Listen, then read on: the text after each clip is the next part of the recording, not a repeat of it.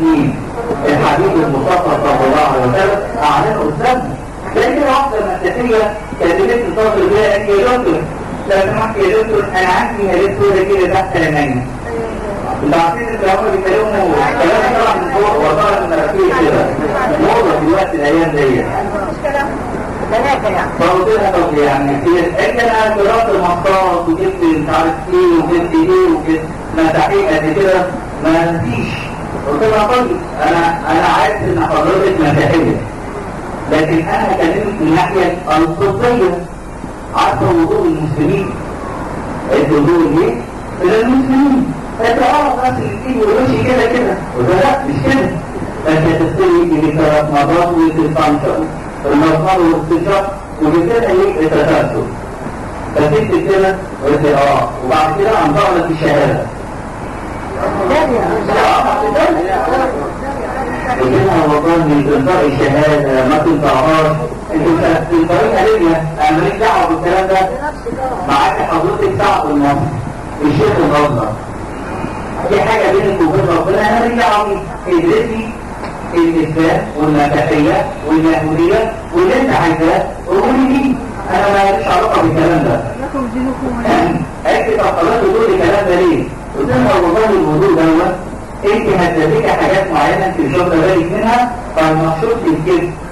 والكذب لما بيكون تعبان او كسلان او كده وانا على الكذب بتلاقي فيه هالات سودة تحت العين. قال لي طب شكرا كده مش مطلع.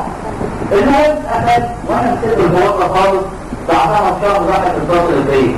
قال لي يا دكتور لا حضرتك عامل ايه؟ انا فلانه الفلانيه اللي قلت لي كذا كذا. قلت لها فاكرك ايه الاخبار؟ قالت لي انا بصراحه اشكرك جدا جدا جدا. الهالات السوداء اللي تحت عينيا كلها راحت. قلت حلوه قوي بس انا بقى الضغط اللي جايه دي لو عملت ايه؟ وقلت بقى تقول اشهد ان لا اله الا الله.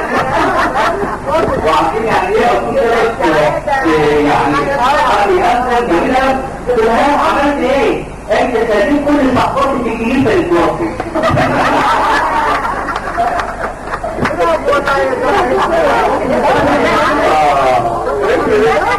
وذكرت بقى هنا قول ربنا يعني ربنا سيدنا محمد انك لا تهدي ولكن الله يهدي من يشاء. يعني فاهم الله بس يكفي ان انا كنت وضوء مين؟